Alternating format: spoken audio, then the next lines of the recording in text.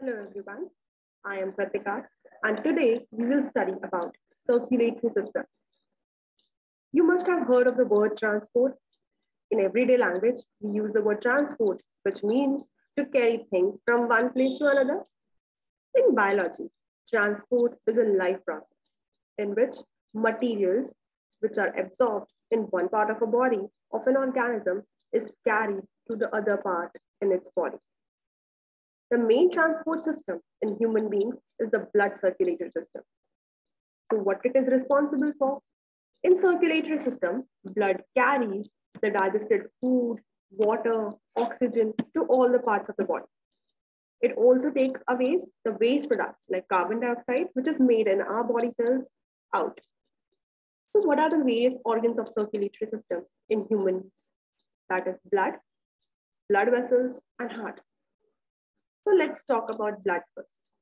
Blood is a red colored liquid which flows in the blood vessels and it circulates in our body. So basically, it is a fluid connective tissue. It circulates in our body and it has basically four components. One is plasma, red blood cells, WBCs, and platelets. Let us talk first about plasma.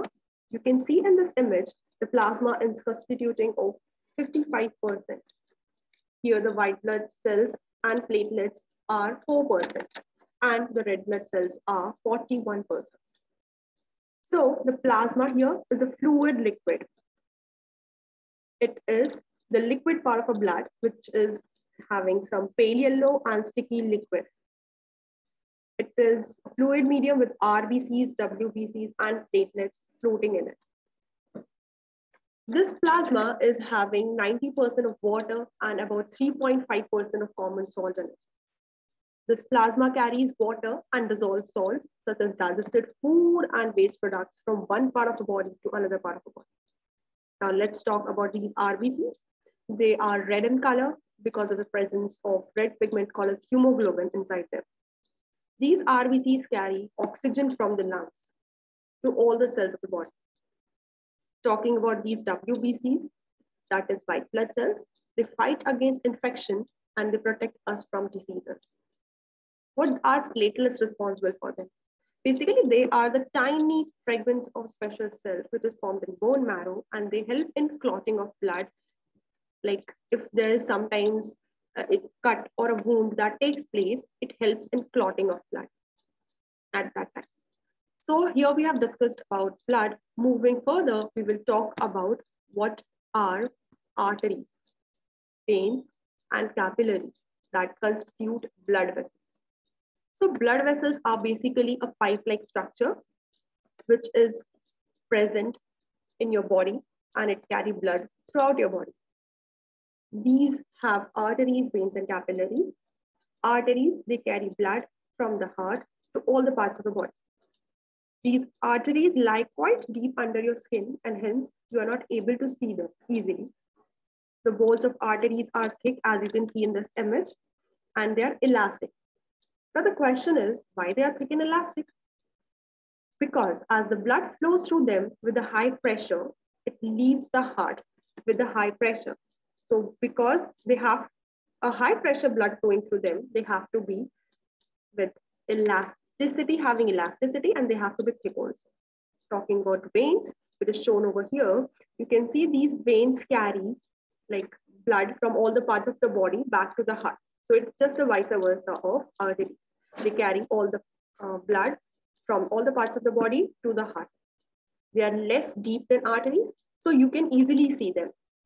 They can be seen in your hands, they can be seen on your legs in greenish bluish color. They have thin walls as compared to the arteries, and they have, if you can see, you can see there are walls present over here. These walls allow the blood to flow only in one direction towards the heart. Talking about capillaries, the capillaries are extremely thin blood vessels, which connect actually the arteries to the veins. You can see in this image here, the arteries and the veins are getting connected with these capillaries. And these capillaries allow substances to pass from blood to the body cells, and even it allows from substances to pass from body cells to the blood also.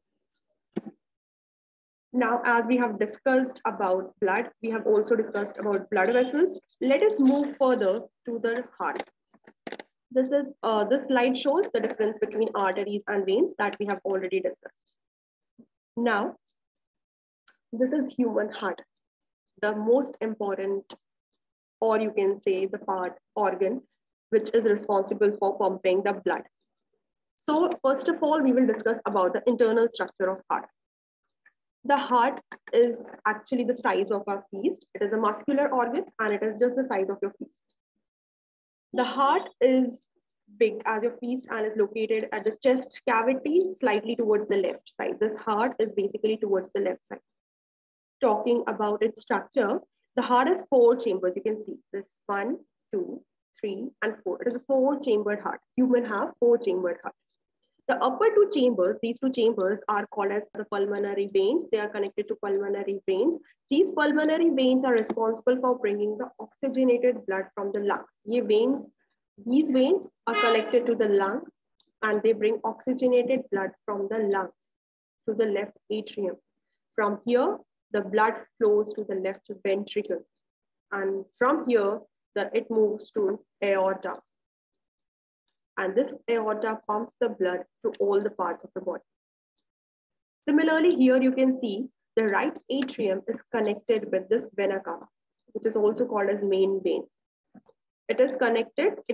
This vena cava brings all the deoxygenated blood from all the parts of the body to the right atrium.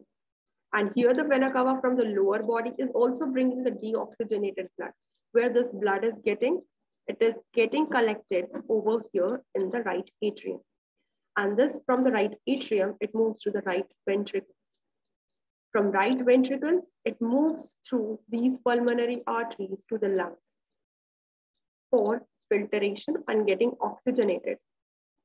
So this deoxygenated blood, which is coming from right ventricle, it is moving towards the lungs from pulmonary artery and is getting oxygenated. Okay, so you can also see here the septum, a muscular wall, which is dividing the left side of the heart and the right side of the heart. This muscular dividing wall is called a septum. And even there is pericardium, which is a bag-like structure, which covers this whole heart. So this is the internal structure of heart.